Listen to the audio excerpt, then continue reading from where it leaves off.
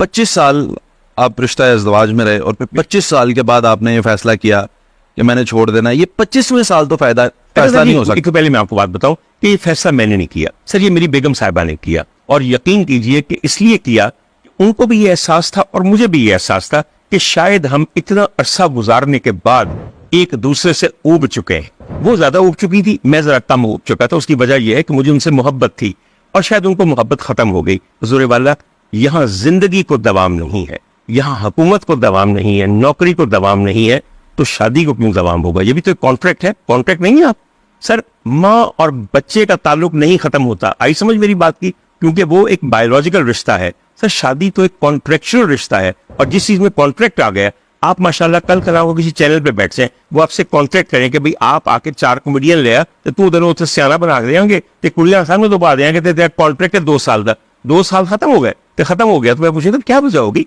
फलाने चैनल ने आपको बुलाया था, आपको क्या हो गया?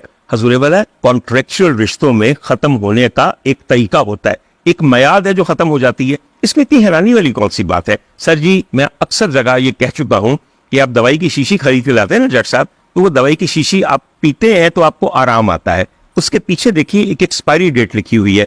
जिस दिन एक्सपायरी डेट आएगी और आप वो शीशी पिएंगे, वही आपके लिए जहर बन जाएगा। जब एक्सपायरी डेट आ जाए, वो दवा की शीशी हो या आपकी शादी हो, उसे खत्म कर दें। अब ये बायस शिफा नहीं, ये बायस अजाब है, बायस मौत बन जाता है। कितने अच्छे लोग हैं जो आजाद हो जाते हैं, जो एक्सपायरी डेट पढ़ लेते हैं और पढ़ने के बाद रिश्ते को या दवा की शीशी को फेंक देते हैं, छोड़ देते हैं, ताकि जिंदगी जारी रहे। जिंदगी ज्यादा अहम है या शादी अहम? जिंदगी है। तो फिर एक जट साहब आपसे सवाल करूं छोटा सा। जट साहब, मुझे ये पता है कि कुछ अर्सा पहले आपकी पहली शादी हुई थी और शादी में आपने कितने अजाब सहे थे। क्यों तलाक दी? इसलिए कि आपको पता चल गया था कंपेटेबल नहीं है, ये दवाई आपके दुखों का मदावा नहीं है। छोटी सी उम्र में देहाती बैकग्राउंड के अंदर माँ बाप का प्यारा सा बच्चा जो उन्हें सेहरे जलवे के साथ ब्याह, तलाक का कागज लेके हाथ में आ गया और फिर उसी में बाज नहीं आया। एक बारी फाया लवा दो, नहीं मैं दूजी बारी लवाना है, तो तू दूजा ब्याह कर रहा। क्यों किया? आई समझ मेरी बात की? क्योंकि अगर एक चीज नहीं चलती तो बंदा कहता है कोई बात नहीं, लेट मी ट्राई अगेन, या मैं अब नहीं करूंगा। अपने फिर समझ आई।